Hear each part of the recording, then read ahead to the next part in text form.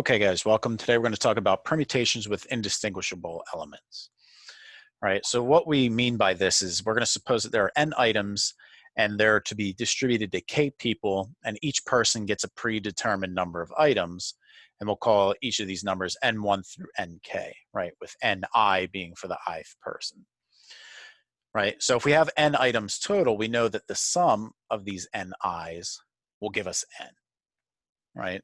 Now we want to know how many ways that this can be done. So for example, what we could do is we could lay out all n of the items, and each person could come and collect n1 items, and then that person stops, and then the next person would come up and pick n2 items, and that person stops, and then so on and so forth. Now, of course, we could arrange all the elements in n factorial ways, but this will overcount. Right, since some of the orderings will give the same distribution of items, right? For example, if you just switch the first and the second item, and the first person was collecting 3, right, whether or not you switch the first and second item wouldn't affect that they got different items, right? So you're going to overcount by some. Now, of course, by how much? Well, the first person can order his or her items in n1 factorial ways.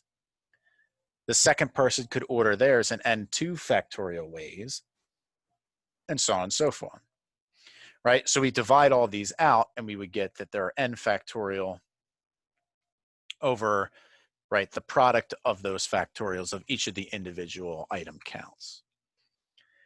Okay, so there are that many ways to give orderings of n items where each of the ni are considered the same, right, or indistinguishable from the others. So in other words, let's do an example where we want to look at how many arrangements of the word combinatorics are possible, right? Well, how many letters do we have? We have 1, 2, 3, 4, 5, 6, 7, 8, 9, 10, 11, 12, 13 letters.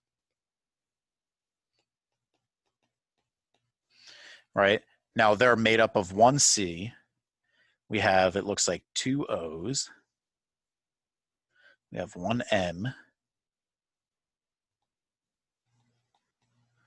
We have 1 B. Looks like we have 2 I's. We have 1 N. We have 1 A. We have 1 T. We already counted the O's. We have 1 R. Counted the I. And we counted the C, and then we just have 1 S.